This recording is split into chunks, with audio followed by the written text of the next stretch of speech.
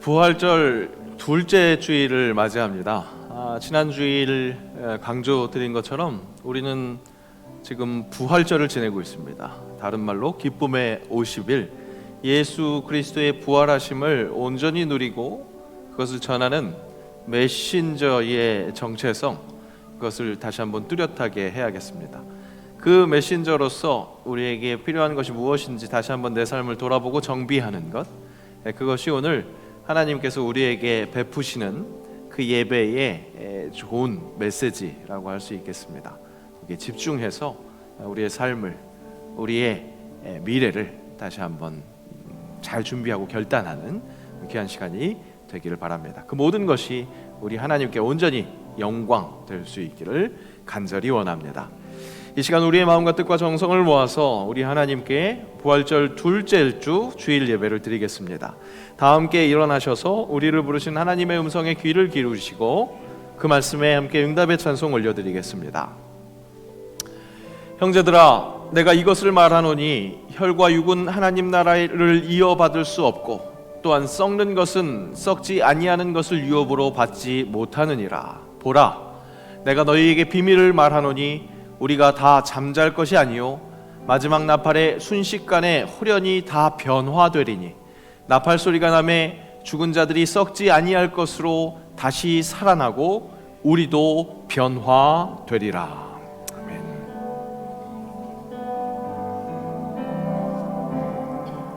우리 모두 예배하는 자 되어 온전히 영과 진리로 주를 예배하자. 주가 우리와 함께 영원히 함께 하시고 마르지 않는 샘물로 우리 채우시리라. 우리 모두 예배하는 자 되어 온전히 영과 진리로 주를 예배하자.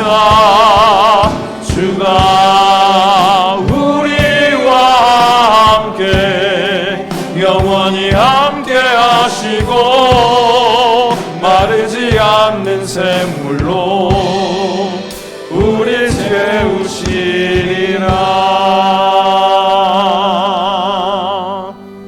예배하는 자의 정체성을 가지고 사도신경으로 우리의 신앙을 고백합니다.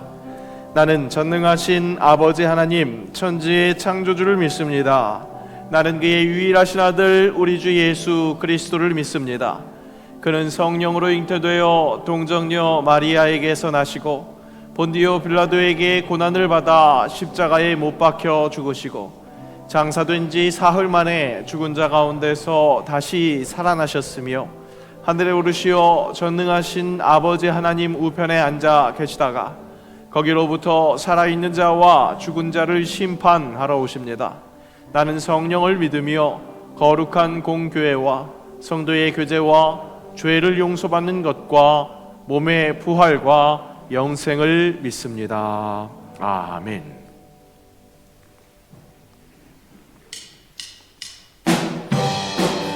우리 시간 선백 주시면서 기쁨의 주님의 이름을 찬양합시다. 죄짓에 눌린 사람은 다 죽게 가오나 주 말씀 의지할 때에 꼭 평안 얻으리.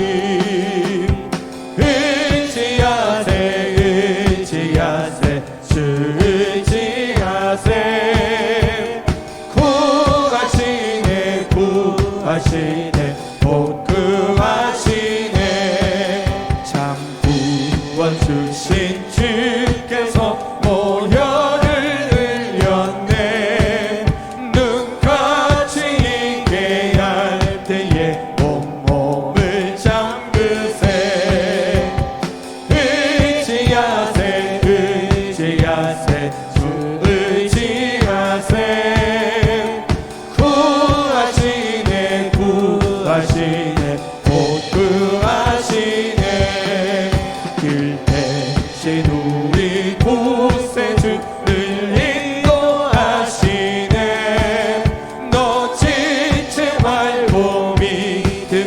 장복을 받겠네. 의지하세 의지하세 주 의지하세. 구하시네 구하시네 곧 구하시네. 본성도 하나 되어서 영광길 걸으며 한없는 은혜 받아서 영원히 누리리. 의지하세 의지하세 주 의지하세. 구하시네 구하시네 곧 구하시네. 의지하세 의지하세 의지하세 주 의지하세. 구하시네 구하시네 곧 구하시네. 갈 길을 밝히 보이시니 주 앞에 빨리 나갑시다. 우리를 찾는 구주 예수 곧 돌아가시네. 죄악 벗은 우리 영혼은 기뻐 뛰며 주를 보겠네. 하늘에 계신 주 예수를 영원히 섬기리. 우리를 오라 하시는 말 기쁘게 듣고 순종하세. 우주를 믿기 지체 말고 속속히 나가세. 죄악 벗은 우리 영혼은 기뻐 뛰며 주를 보겠네. 하늘에 계신 주 예수를 영원히 섬기리. 주 오늘 여기 계시오니 다 와서 주의 말씀 드세. 듣기도 하며 생각하니 참 진리시로다. 아멘. 죄악 벗은 우리 영혼은 기뻐 뛰며 주를 보겠네. 하늘에 계신 주 예수를 영원히 섬기리. 죄악 벗은 우리 영혼은 기뻐 뛰며 주를 보겠네. 하늘에 계신 주 예수를 영원히 섬기리. 우리 주님께 감사 영광과 박수 한번 돌려드립니다. 할렐루야. 예.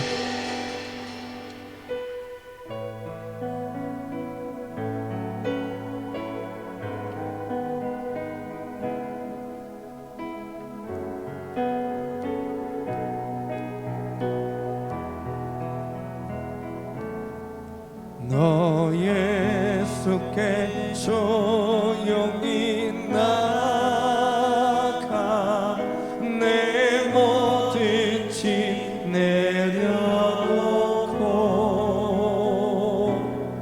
주 십자가 사랑을 믿고 죄사함을 너 받으라. 주 예수의 은혜를 입어 주 예수의 은혜를 입고 내 슬픔이 없어지리. 내 이웃은 늘 사랑하여 너 받은 것 거저주라. 주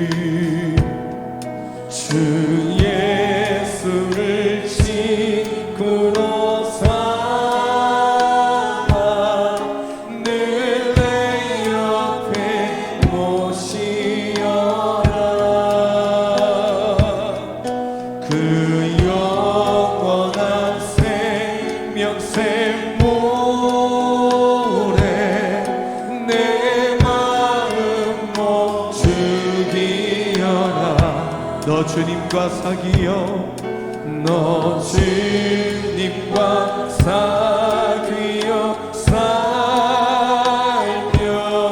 새 생명이 넘치리라. 주 예수를 찾는 이 앞에 참 밝은 빛 비추어 주 예수께 주 예수께 조용히 나아 내 마음을 쏟아놓아. 능히 보시는 주님 그 은혜를 베푸시. 주 예수께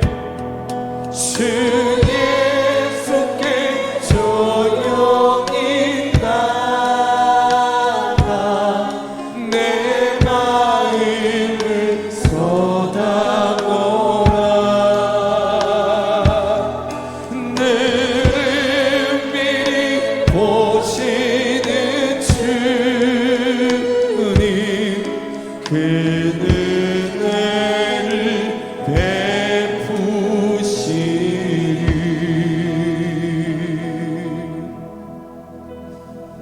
오늘도 예배를 위해서 우리 한번 기도하기를 원합니다. 그 부활의 기쁨, 그 기쁨의 50일을 우리가 마음껏 누리며 그 주인공이 되게 하시고, 오늘도 이 시간 말씀으로 우리가 체험받을 때에 전하시는 위임 목사님의 능력 주시고, 오늘 또 그 말씀 받는 우리의 심령의 옥토가 되게 하여 주옵소서. 우리 간절한 마음으로 합심하여 기도하며 나아갑니다. 아버지 하나님, 참으로 감사합니다. 하나님, 오늘 또 저희들을 불러주셔서 하나님 주일 2부 예배로 영광 올려드립니다.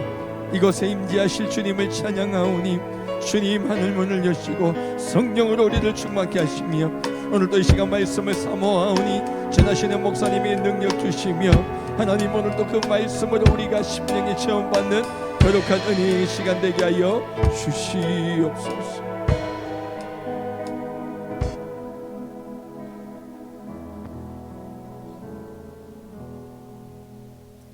생명의 근원이 되시는 사랑의 하나님, 예수 그리스도 십자가의 구속을 통하여 죽음에서 생명으로 거듭나게 하신 하나님께 영광과 존귀와 찬송을 올려드립니다. 지난 주간도 세상 속에서 성도로서 구별된 삶을 살게 하셨다가 4월 첫째 주일 주님 전에 나와 예배 드릴 수 있게 하시니 감사를 드립니다. 이 시간 신령과 진정으로 예배 드리는 신실한 성도들에게 우리 주님 함께 하시기를 간절히 기도합니다. 사랑의 주님, 이 시간 먼저 이념과 진영 논리로 고집되어 서로를 대적하는 일 앞장선 나라의 위정자들 용서하여 주시옵소서. 다음 주에 있을 제22대 국회의원 선거를 통해서 이제는 치유될 것이 치유되고 서로를 격려할 수 있는 나라로 회복되게 도와주시옵소서. 하나님 아버지, 우크라이나와 러시아, 이스라엘과 하마스 간 전쟁이 속히 종식되게 하시고 지구촌에서 일어나고 있는 각종 재해 재난으로부터 지혜롭게 이길 수 있도록 주님 은혜 베풀어 주시옵소서. 존귀하신 아버지 하나님, 2024년 우리 교회가 행하는 모든 계획들이 하나님의 복음을 선포하는 사랑의 사역이 되기를 기도하며, 모든 공동체 구성원들이 사도행전에 나타난 성령의 역사에 동참하여 세상을 진정으로 이롭게 하는 복음을 전하는 한 해가 되기를 간절히 기도합니다. 앞장서시는 위임 목사님에게 영적 능력을 배로 도하시고 이를 돕는 부교역자와 장로님들에게도 함께 아름다운 동행이 되게 하여 주시옵소서. 어제부터 시작된 청춘대학과 계속되는 밤모임 등 4월의 모든 예배에 주님의 아름다운 조명이 임하게 하옵시고, 부활의 기쁨 50일이 계속해서 우리 교회 성도님들의 가정에 임하옵시기를 간절히 기도합니다. 교회 창립 60주년을 맞아 여러 가지 행사를 계획 중에 있습니다. 모든 것이 우리 주님 중심에 있게 하시고 오직 성령님께서 함께하여 주시기를 간절히 기도합니다. 이 시간에도 봉사와 수고를 아끼지 않는 각 지체 일꾼들에게 세임과 능력을 부어 주시옵소서. 이를 맡겨주심에 감사하고 순정하며 정성을 다하게 하여 주시옵소서. 특별히 우리 교회 모든 지체의 삶의 자리와 가정들에게 가장 적절한 주님의 조명이 임하게 하시옵소서. 이 시간에도 원치 않는 질병으로 고생하는 새영광의 모든 식구들 친히 찾아주셔서 치료의 광선을 허락하여 주시옵소서. 오직 주님만이 함께 하시면 능치 못할 일이 없는 믿음의 확신이 있게 하시고 모든 가정이 하나님이 주시는 평강과 기쁨이 넘쳐나게 하여 주시옵소서. 권능의 하나님, 말씀을 선포하시는 위임 목사님에게 성령 충만함을 주셔서 대언한 말씀의 능력 있게 하시고 말씀 받는 우리에게는 심령의 풍성한 결실을 주시옵소서. 출산을 앞둔 사모님과 태중의 아기를 위해 기도합니다. 사모님을 하여금 편안한 마음을 주시고 출산 후에는 뼈 마디마디가 빨리 회복되고 건강하게 하시고 태어날 아기에게 신비로운 호흡을 불어넣어 주시사 첫 세상을 맞는 날 감격으로 첫 울음을 터뜨리게 하소서. 날마다 교회를 위해 기도하시는 원로 목사님 늘 강건케 하시고 성령님께서 강권적으로 지켜주시옵소서. 복된 날 이른 아침 정성껏 준비하여 아름다운 찬양으로 하나님께 영광 드리는 경찬팀과 찬양대원들 한 사람 한 사람에게 삶의 자리에서 찬양이 끊이지 않는 풍성한 축복을 내려 주시옵소서. 우리를 구원하신 예수님의 이름으로 기도드리옵나이다. 아멘.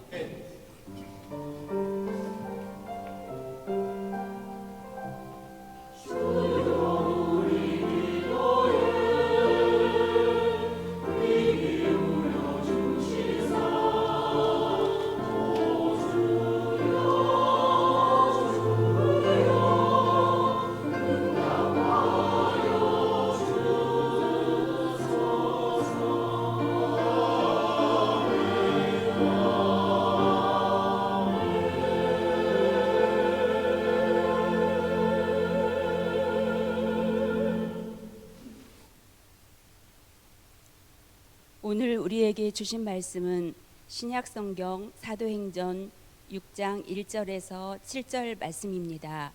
신약성경 195면에 있습니다.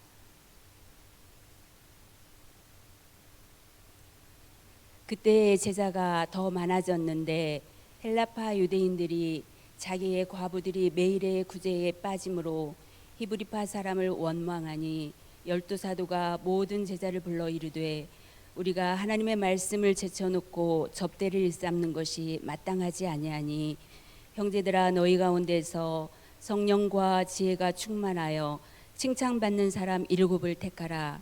우리가 이 일을 그들에게 맡기고 우리는 오로지 기도하는 일과 말씀 사역에 힘쓰리라 하니 온 무리가 이 말을 기뻐하여 믿음과 성령이 충만한 사람 스데반과 또 빌립과 브로고로와 니가노로와 디몬과 바메나와 유대교에 입교했던 안디옥 사람 니골라를 택하여 사도들 앞에 세우니 사도들이 기도하고 그들에게 안수하니라. 하나님의 말씀이 점점 왕성하여 예루살렘에 있는 제자의 수가 더 심히 많아지고 허다한 제사장의 무리도 이 도에 복종하니라. 아멘.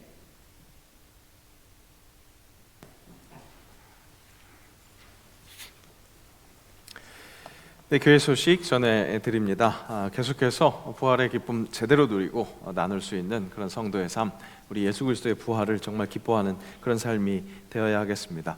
실은 우리의 주일은 매 주일마다 부활하신 예수님을 기뻐하는 그런 의미가 있습니다. 그런데 교회의 절기상으로 완전히 부활절이다, 진짜 기쁨으로 온전히 충만해라 하는 그 시즌을 살고 있으니까요, 우리가 모두 다 그렇게 부활의 기쁨으로 예배하는 여러분들 되시기 바랍니다. 오늘 찬양 예배는 예배 진행상 온라인 송출을 하지 못합니다. 말씀 중에 우리 좋은 영상을 함께 볼 텐데요, 아마 멋있고 굉장히 감동적인 영상이 될 것 같습니다. 예수 부활을 기뻐할 수 있는 그런 영상이 될 텐데, 그래서 우리 유튜브 스트리밍은 하지 못하니까요, 현장 예배에서 함께 참여해서 은혜를 나눠주시기 바랍니다. 뜻깊은 또 시간이 될 수 있으니까 오늘 또 찬양 예배 함께 잘 참여해 주시면 좋겠습니다. 기도해 주신 것처럼 어르신들을 위한 청춘대학 어제 개강했습니다.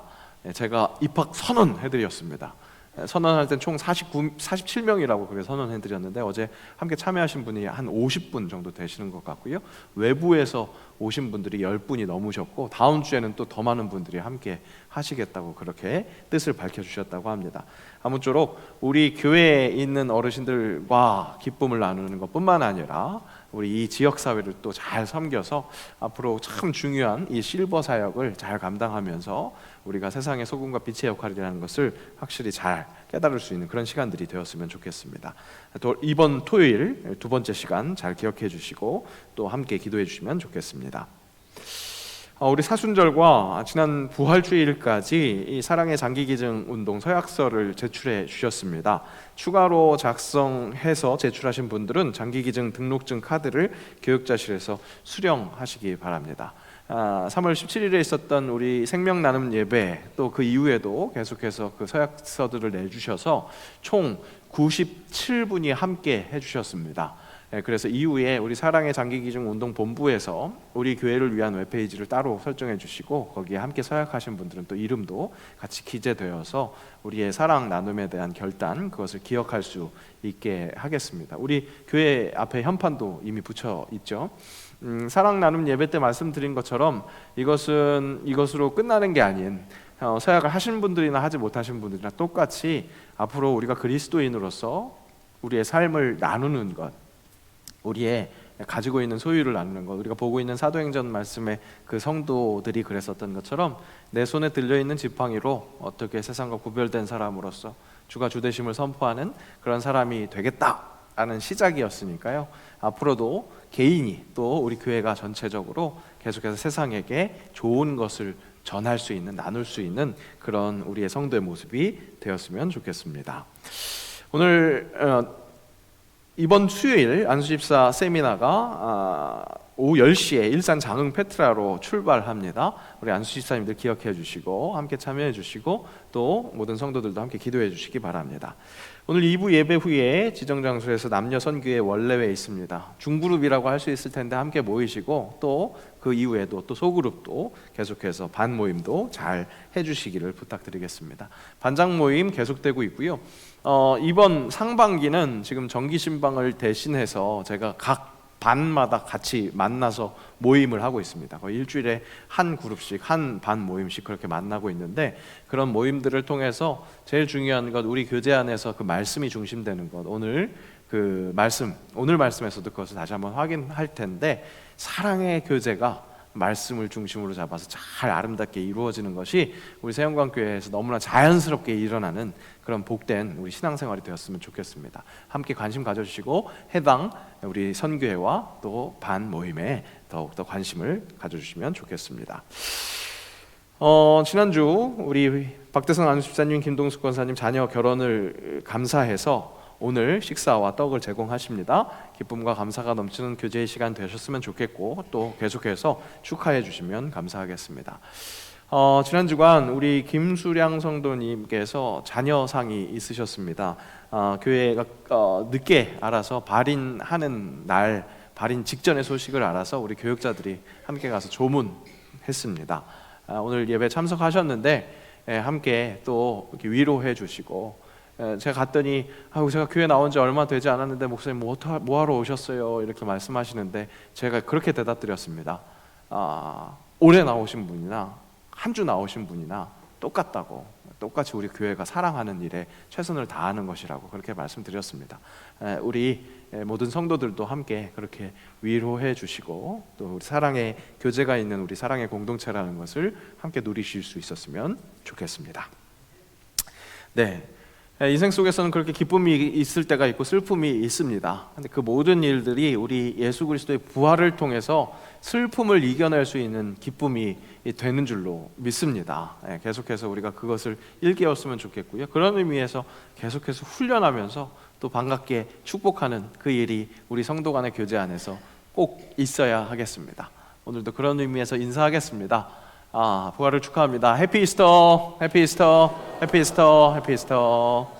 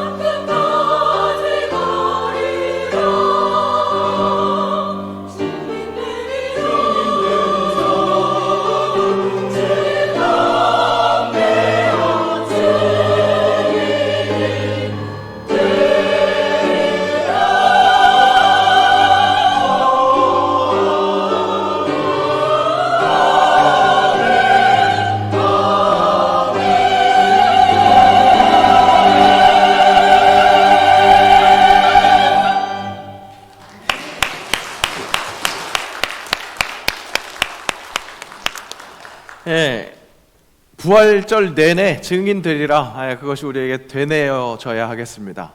잘하셨습니다. 증인 되는 것 우리에게 정말 가슴속에 깊이 있게 이렇게 새겨져야겠습니다. 한음씩 증인 되리라 하는데 저 그 한음씩 움직이는 이 움직임을 굉장히 좋아하거든요. 그러니까 모차르트 음악 같은 것들이 그렇게 굉장히 계단식으로 그렇게 아주 체계적으로 계획적으로 이렇게 움직이는 것들이 어떤 쾌감을 줄 때가 있습니다. 우리 삶에서도 증인되는 그 계획들이 조금 더 잘 준비되고 조금 더 잘 주님과 그렇게 더욱더 밀착되어서 계획되고 실행되는 것, 이런 것들이 필요하겠습니다. 오늘 말씀을 통해서도 그런 계획되는 것, 잘 준비되고 정비되는 것, 그것이 어떻게 가능한지 인사이트를 얻어서 우리 삶이 정말 잘 정리되고, 그래서 진짜 주님께서 원하시는 행복을 누리며 그 행복을 나누는 그런 메신저의 삶 될 수 있기를, 그것이 또 하나님께 온전히 영광 올려드리는 기쁨이 되는 그런 삶이 될 수 있기를 간절히 원합니다. 의료 대란이라고 부르는데 이 문제가 우리 국민들을 힘들게 하고 있습니다. 고통스럽게 하고 있습니다. 정부는 진정 국민을 위한 좋은 정책을 내어놓을 수 있기를 간절히 바랍니다. 또한 의사들은 원래 그분들이 가지고 있는 남다른 사명감, 희생정신이 어떻게 계속해서 이어질 수 있을까를 잘 고민해서 진짜 함께 선을 이루는 그런 결말이 하루빨리 이루어지기를 간절히 기도합니다. 진정 그것이 우리가 해야 할 일이어야겠지요. 우리 교회가 할 수 있는 것은 바로 그렇게 주님께 기도하는 겁니다. 우리 교회 안에서도 진료가 시급한 분들이 많이 있으셔서 더욱더 간절해지는 것 같습니다. 우리 교회가 사회를 위해서 기도하는 것 잊지 마시고, 특별히 오늘 기도해 주신 것처럼 총선 전국에서 꼭 필요한 평화를 위해서 우리 교회가 기도해야 하는 것, 그것을 놓치지 않고 계속해서 그 기도에 쓰임받을 수 있는 우리 새영광의 모든 주님의 기도의 군사들 되시기를 다시 한번 축복합니다. 명의 훌륭한 의사의 조건이라고 한다면, 제가 감히 그것을 꼽아보자고 한다면 정확한 진단과 적절한 처방이라고 할 수 있겠습니다. 때에 따라서 의사 선생님들에 따라서 어떤 경우는 같은 병인데도 다른 그런 진단을 하는 경우가 있죠. 또 그 진단에 이어서 어떻게 그 병을 다스려야 할까, 그 처방이 의사 선생님들마다 다르다 보니까 어떤 때에는 그 치료가 원활히 빨리 될 때가 있고, 또 어떤 때는 더디 될 때가 있는 것을 보게 됩니다. 그러니까 잘 짚어야 되고, 그 짚은 것에 대해서 잘 이렇게 처방을 해야 한다는 거죠. 공부하는 학생들도 이렇게 정말 핵심을 제대로 짚어서 선택과 집중을 잘 해가지고 그렇게 공부를 할 때 우등생이 될 수 있는 것처럼, 중요한 것을 제대로 알아보고 제대로 공략하는 것, 그것이 중요하다는 겁니다. 우리가 함께 보고 있는 이 초대교회 공동체 이 안에 어떤 문제가 생겼습니다. 어찌 보면 회복되어야 할 병과 같은 그런 문제이고, 가만히 놔두면 정말 더 큰 병이 될 수 있을 법한 그런 문제가 발견된 겁니다. 어떤 조치가 필요한 상황입니다. 그때 교회는 어떻게 반응했는지, 정말 명의와 같은 교회의 대처, 공부 잘하는 친구의 어떤 그 의연한 대응과 같은 그런 교회의 모습을 우리가 함께 배워서 우리 교회가 해결해야 될 것, 또 우리 삶에서 문제가 해결돼야 될 그런 부분들을 어떻게 해결할 수 있을지 그렇게 정리하고 정비하는 시간이 되었으면 좋겠습니다. 인생에서 일어나는 일들을 잘 확인해 보면 모든 문제들은요, 원래 못했던 부분에서 문제가 나타나는 것보다 잘했던 부분에서 문제가 나타나는 경우들을 자주 보게 됩니다.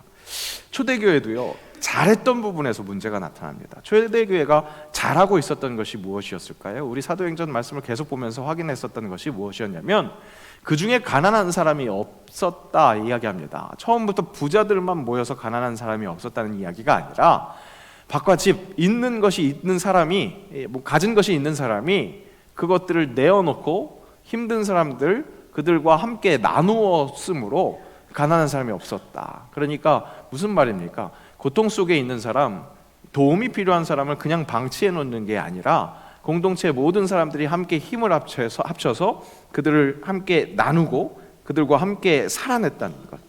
그러니까 작은 자들, 도움이 필요한 자들을 적극적으로 도왔습니다. 교회는 시작부터 그렇게 구제가 특성화된 조직이었습니다. 성령의 시대로 시작된 사도 시대, 우리가 지금 사도행전을 보고 있는 그 이야기 속에서 있는 그 역사에서도 사도의 시대에 또 이런 일이 보였고, 사도 시대 후에 오게 된 교부 시대에도 그 교회의 전통은 계속됐다고 교부 중에 한 명이었던 터툴리안이 이렇게 말을 했습니다.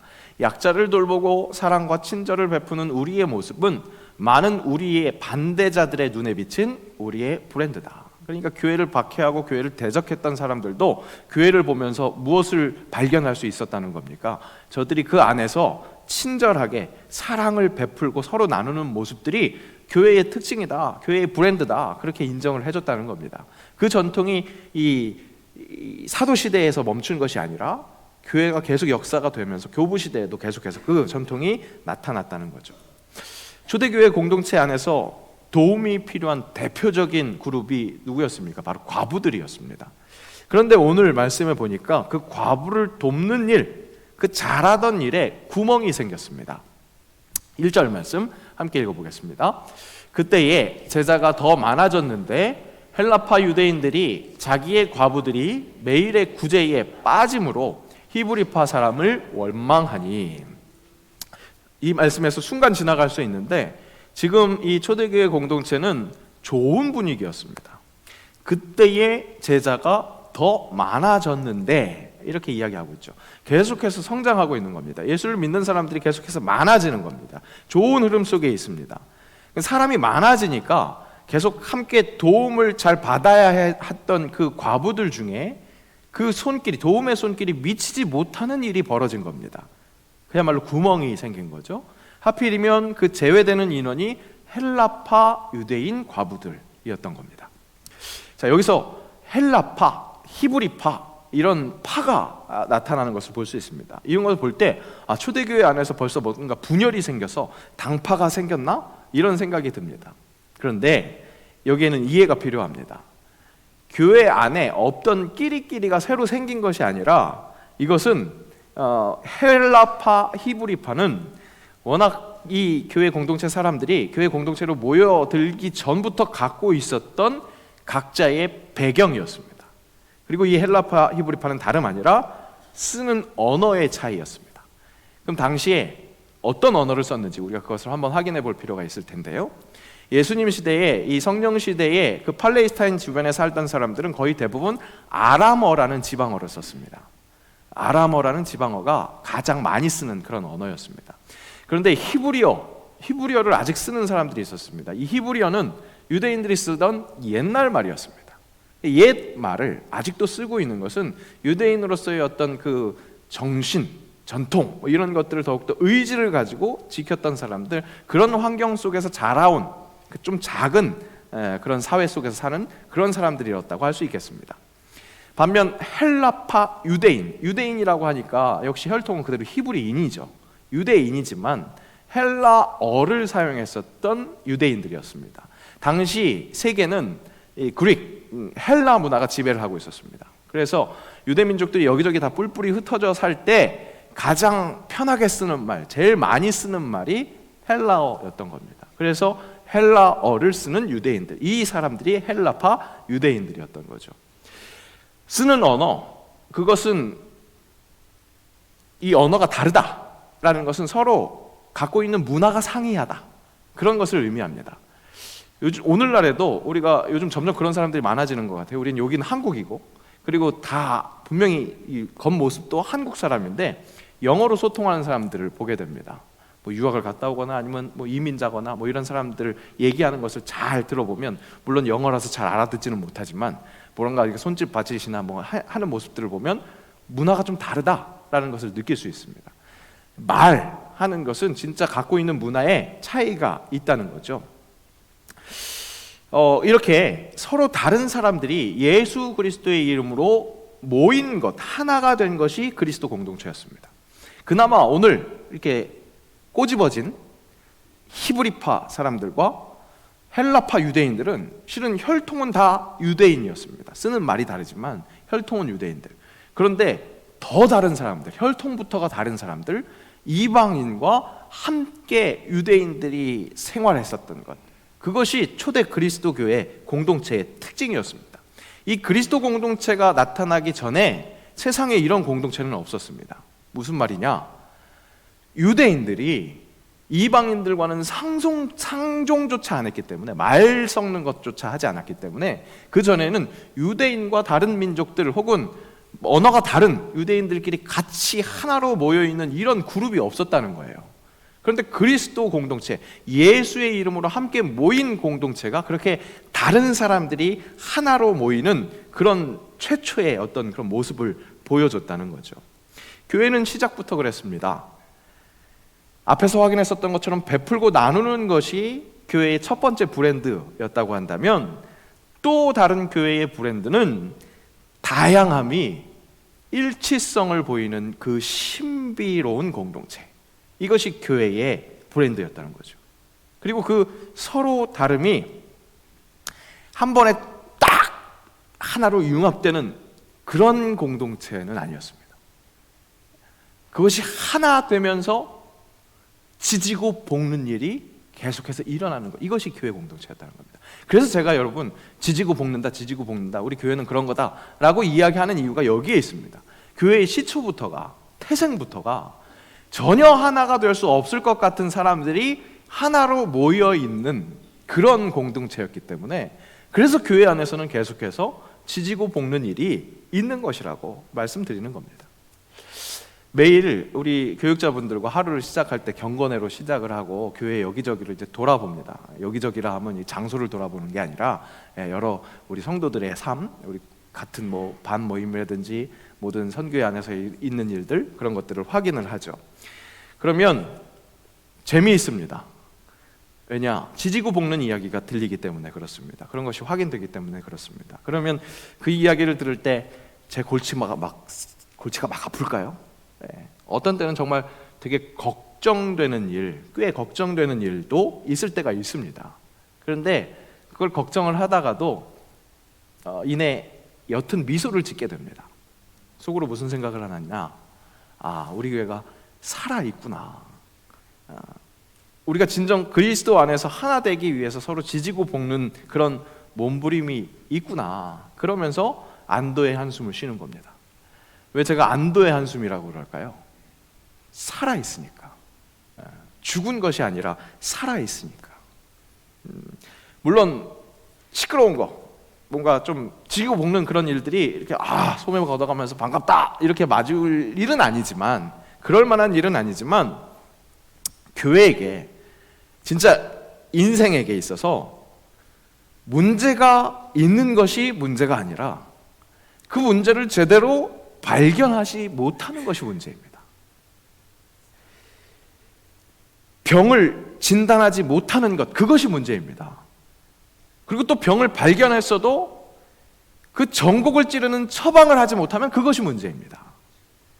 정말 힘으로, 완력으로 조정하는 것, 그런 좋지 못한 열심을 낼 때 그때 부작용이 더 큰 문제가 되는 겁니다. 여러분, 생명체에게 있어서는요, 문제가 있는 겁니다. 아무 일 없이 평안한 것, 그것이 좋은 게 아니라는 거죠. 오히려 살아있는 것에 대해서는 당연히 문제가 있는 것이고, 진짜 문제는 문제를 문제로 발견하지 못하는 것, 혹은 그 문제를 해결하기 위해서 엉뚱한 처방을 하는 것, 엉뚱한 열심을 내고 있는 것, 이것이 문제일 수 있다는 겁니다. 오늘 초대교회에서는 고인은 아니었겠지만 도움을 받아야 할 과부 중에서 헬라파 과부들이 그 도움에서 제외되는 일이 생겼습니다. 그래서 이 헬라파 유대인들이 말이 통하니까 자신들의 그 과부들을 대신해서 이 얘기를 해준 겁니다. 대변을 해준 겁니다. 그 과정에서 히브리파 유대인들에게 원망을 합니다. 그러니까 이게 무슨 일이 일어난 겁니까? 구제사역, 교회가 해야 하는 그 돕는 일에 구멍이 났는데 그 구멍난 일 때문에 싸움이 생기게 된 겁니다. 뭔가 분열의 단초가 이루어지는 겁니다. 확실한 문제가 포착된 거죠. 사도들은 그렇게 문제를 파악했을 때 그렇게 문제를 오픈해내는 것, 이렇게 지적하는 이 헬라파 유대인들에게 꾸중하지 않습니다. 왜 괜히 일을 크게 만드냐고 그런 취급하지 않습니다. 또 남 탓하지도 않습니다. 헬라파 과부들이 구제에서 제외됐던 그 실제 현상, 그것을 제대로 파악하고 그 문제의 근본 원인, 그것이 어디 있느냐, 그것을 찾습니다. 자신들에게서 찾습니다. 많아진 구성원들을 제대로 다 돌아보지 못했던 자신들의 부족함을 인정하면서 그 문제를 해결할 처방, 정말 오늘 설교의 제목처럼 전곡을 찌르는 처방을 내어놓습니다. 여러분, 이렇게 성령이 충만한 공동체는요, 성령이 충만한 사람들은요, 문제의 원인을 다른 곳에서 찾지 않습니다. 이 제자들이 갑자기 많아져서 어쩔 수 없었다, 이런 환경을 탓하지 않습니다. 너는 뭐 하고 있었냐, 그렇게 남을 탓하지도 않습니다. 돕는 일을 한다고 했는데, 열심을 다했는데 능력 밖이었다, 그렇게 쿨하게 인정하고 이 구제하는 일에 문제가 생겼는데 이 문제의 진짜 근원이 무엇인지를 그것을 제대로 진단해냅니다. 2절 말씀입니다. 함께 읽습니다.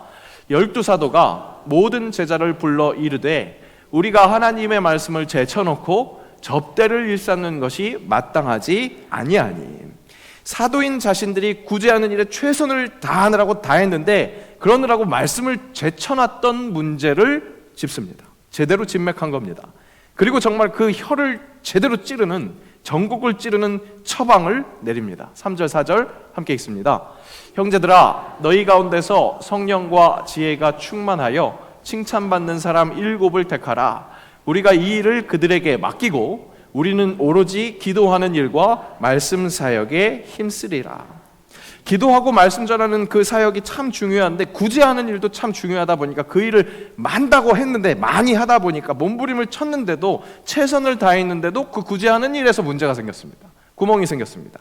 그렇다면 먼저 말씀과 기도에 충실해야겠다라는 결론을 내린 겁니다. 사실 상식적으로 보자면 이 문제 해결 방법은 좀 이상한 문제 해결 방법입니다. 지금 접대하는 거, 구제하는 거, 돕는 일에 문제가 생겼습니다. 거기 구멍이 났습니다. 그렇다고 한다면 더 돕는 일에 열심을 다해야겠다, 더 총력을 기울여야겠습니다, 이렇게 말하는 것이 상식적입니다. 그런데 그래? 이 돕는 일에 구멍이 났어? 그럼 우리는 이제 말씀과 기도에 최선을 다할 테니까 구제 대접하는 사람을 따로 세우자, 이렇게 말한 겁니다. 이런 제안을 좀 삐뚤어지게 보자면 사도들이 힘든 구제, 이 돌봄의 사역에서 슬그머니 발을 뺀 것 아닌가? 그런 의심을 할 수도 있습니다. 하지만 그런 것이 아니라 교회가 감당해야 할 사명, 그 모든 것을 제대로 감당하기 위해서 핵심을 제대로 파악한 겁니다.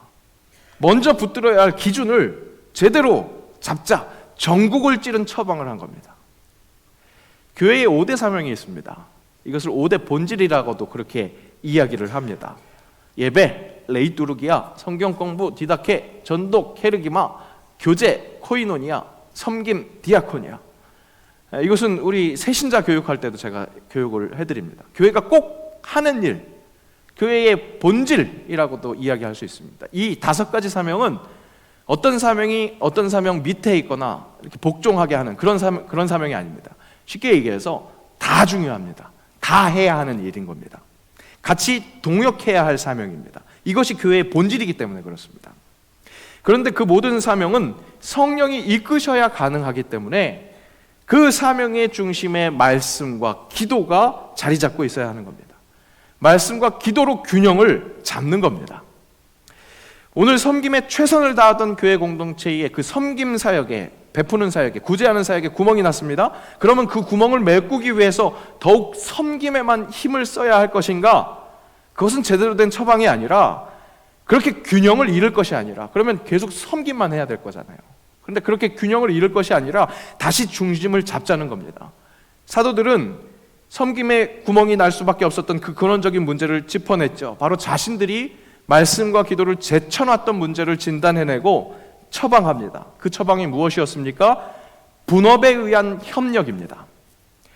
오늘 이 말씀을 읽으면서 우리가 말씀을 읽는 사람으로서 균형을 잃고 이 말씀을 읽으면 잘못 이해할 수 있습니다. 역시 전도를 하거나 구제를 하거나 그렇게 실제적인 어떤 액션을 취하는 것은 말씀이나 기도를 하는 예배 그 이후에 해야 된다. 2차, 3차적인 문제다. 그런 개념이구나. 이렇게 오독할 수 있다는 겁니다. 아닙니다. 말씀드린 것처럼 예배만큼이나 구제하고 전도하고 성경 공부하고 그 모든 사역들이 동일하게 중요하다는 겁니다.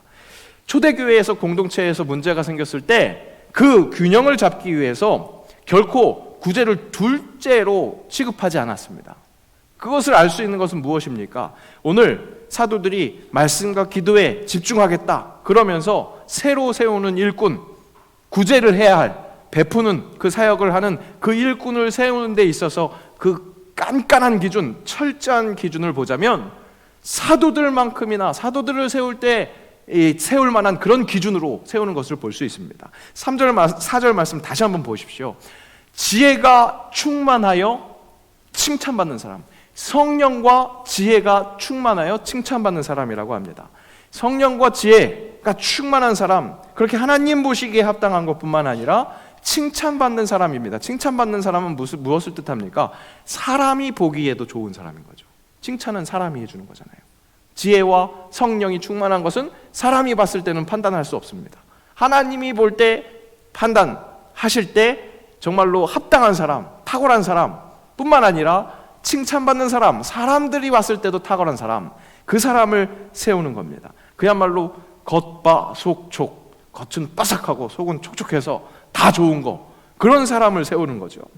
그냥 힘센 사람, 접대에 특화된 사람, 과부들 중에 이렇게 빠뜨리는 사람 없도록 되게 꼼꼼한 사람, 그런 사람을 세우는 것이 아니라 정말 말씀과 기도 사역 해도 충분할 만한 그런 사람, 하나님과 사람 앞에 출중한 사람을 세웠습니다. 그 이유가 무엇입니까? 구제도 그만큼 중요하기 때문에 구제의 구멍을 제대로 막기 위해서 그런 조치가 이루어진 겁니다.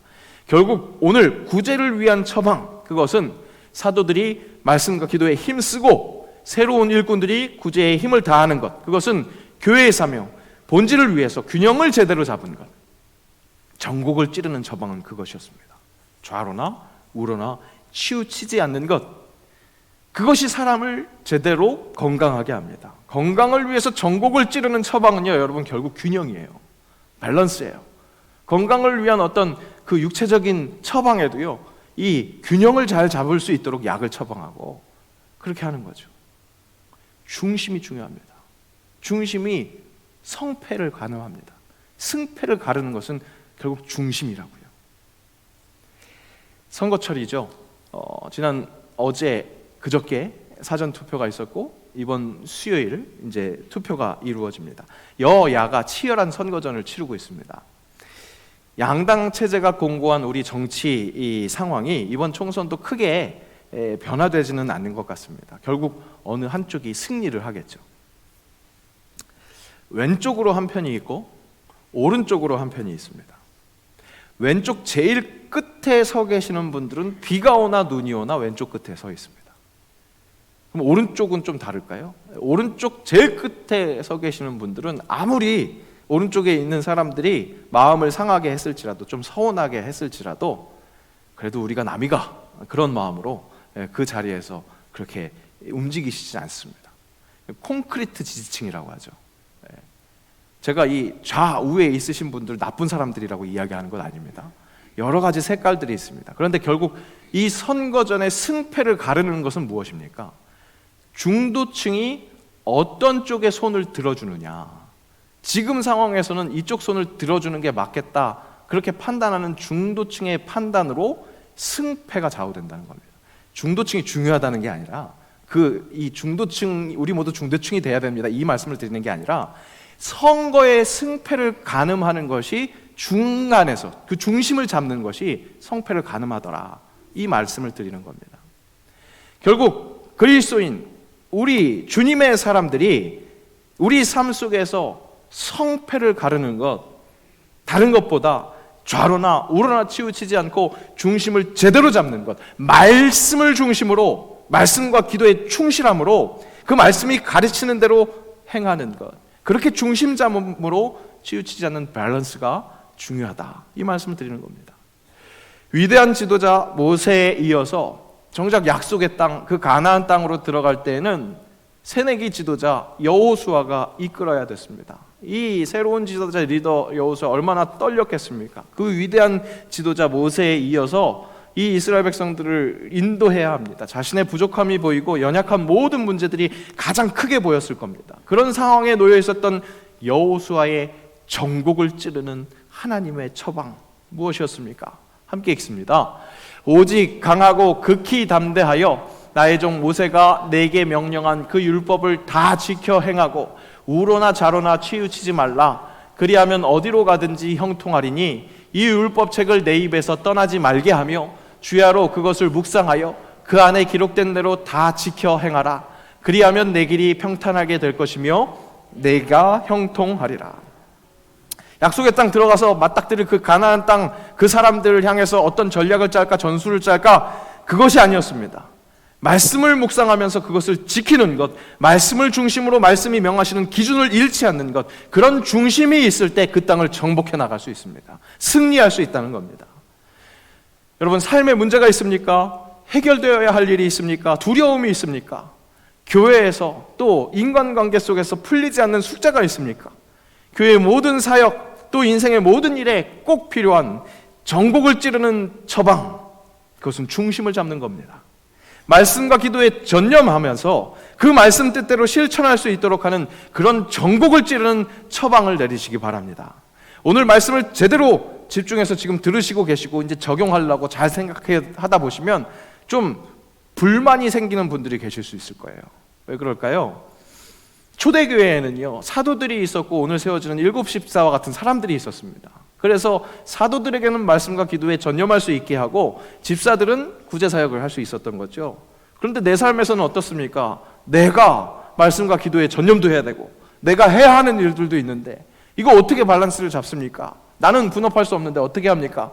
이런 불만 나올 수 있잖아요. 근데 여러분, 말씀과 기도는요, 우리가 해야 하는 일들 중에 한 귀퉁이를 잡고 있는, 그래서 그 안에서 밸런스를 잡아야 하는 그런 대상이 아닙니다. 교회에서 5가지 사명이 있다고 그랬어요.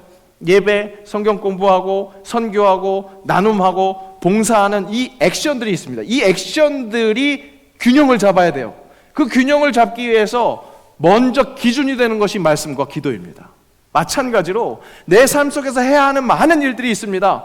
그거하고 말씀과 기도를 균형 잡으려고 하지 마시고요, 그 많은 일들의 균형을 잡을 수 있는 기준이 말씀과 기도라는 겁니다. 쉽게 이야기해서 말씀과 기도 한 5시간 했으면 내가 먹고 살 일 5시간 해야지, 이런 균형을 잡으시라는 게 아니라 그 모든 일들의 균형을 잡을 수 있는 말씀과 기도의 그 기준을 제대로 잡는 것.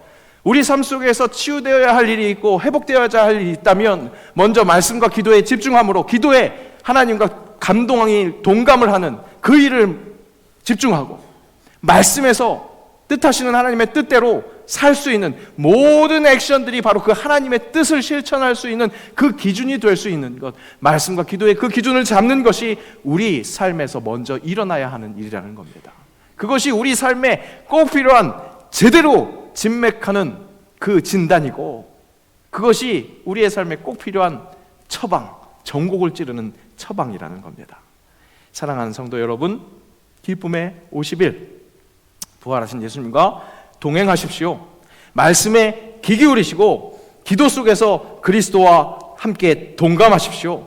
그렇게 그리스도 안에서 믿음으로 살 때, 중심 제대로 잡고 살 때 승리할 수 있습니다.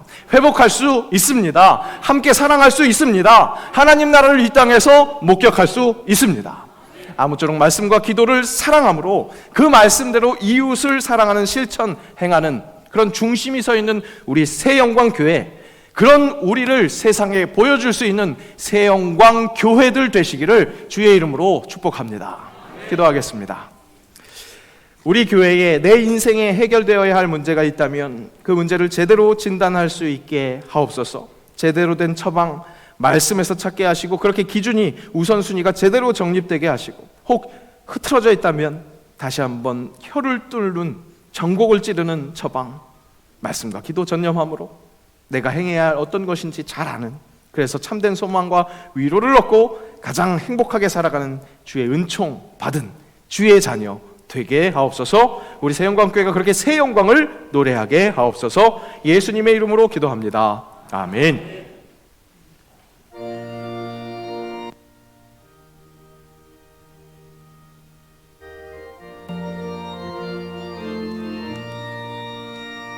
주님 약속하신 말씀 위에서 영원토록 주를 찬송하리라.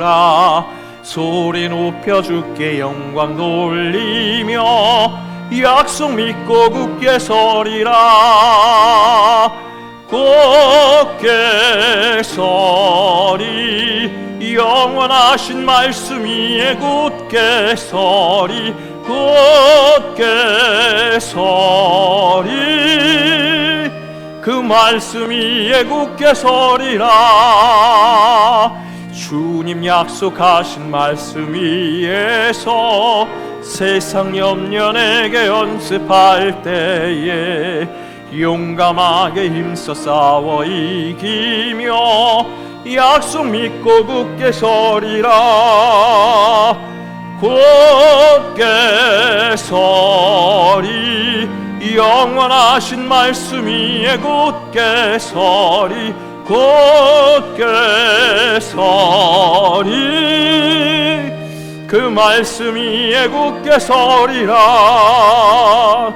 주님 약속하신 말씀 위에서 영원하신 주의 사랑 힘입고 성령으로 힘써 싸워 이기며 약속 믿고 굳게 서리라. 굳게 서리, 영원하신 말씀 위에 굳게 서리. 굳게 서리, 그 말씀 위에 굳게 서리라. 주님 약속하신 말씀 위에서 성령으로 인대로 행하며 안식 얻으며 약속 믿고 굳게 서리라. 굳게 서리, 영원하신 말씀 위에 굳게 서리. 굳게 서리, 그 말씀 위에 굳게 서리라. 말씀에 반응하여 준비한 예물을 주님 앞에 드립니다. 귀한 예물이 주님 사랑하고 형제자매를 사랑하는데 귀하게 쓰임받게 하옵소서. 주님께 드리고 형제에게 나누는 삶 익숙하게 하시고 편안한 기쁨이 있게 하시고 그렇게 말씀이 가르치시는 균형을 이루는 삶의 우선순위가 잘 자리 잡게 하옵소서. 교회의 필요를 아시는 주님께서 가장 좋은 것, 가장 좋은 길로 우리를 인도하실 줄로 믿습니다. 그렇게 믿음으로 주님 쓰시겠다 하시면 아낌없이 내어놓을 수 있는 믿음 허락하시고 그 믿음에 갑절의 보응이 임하는 것에 감격하게 하옵소서. 각양각색의 봉사도 기쁘게 받으실 줄로 믿사오며 아직 드리지 못하는 마음에도 감동 주셔서 동일한 은혜 누리게 하옵소서. 감사드리며 예수님의 이름으로 봉헌기도 드리옵나이다. 아멘. 자리에 함께 일어나셔서 결단 찬양하시겠습니다.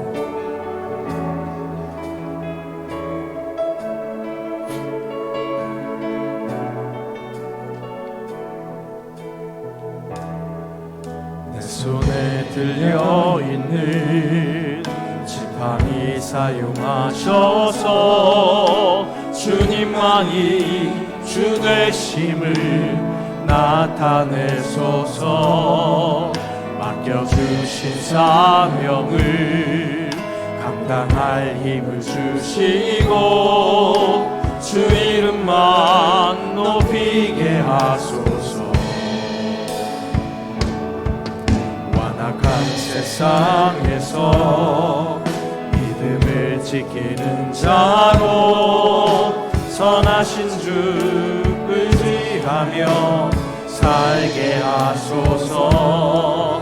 거룩한 백성으로 구별된 주의 자녀로 주 이름만 따르게 하소서. 나의 하나님 그는 여호와 유일하신 이름 그 위대하심 찬양해. 세상 속에서 구별된 자로 주가 주 되심을 나 선포하리라.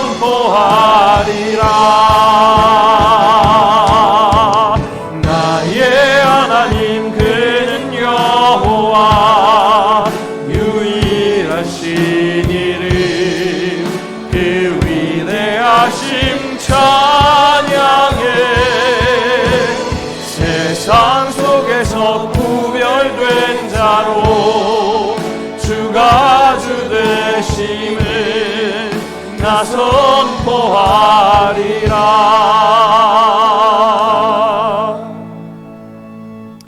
우리 주 예수 그리스도의 은혜와 아버지 하나님의 사랑하심과 성령의 교통하심이 말씀과 기도를 기준 삼아 균형을 잡고 행하기로 다짐하며 주의 은혜를 소망하는 새영광의 모든 영적 가족들 위에, 그들의 삶의 자리 위에, 우리 주님의 몸된 교회 새영광 교회 위에, 이 나라 이 민족 이 땅의 모든 그리스도의 교회 위에 이제로부터 영원까지 함께하옵시기를 간절히 축원하옵나이다. 아멘.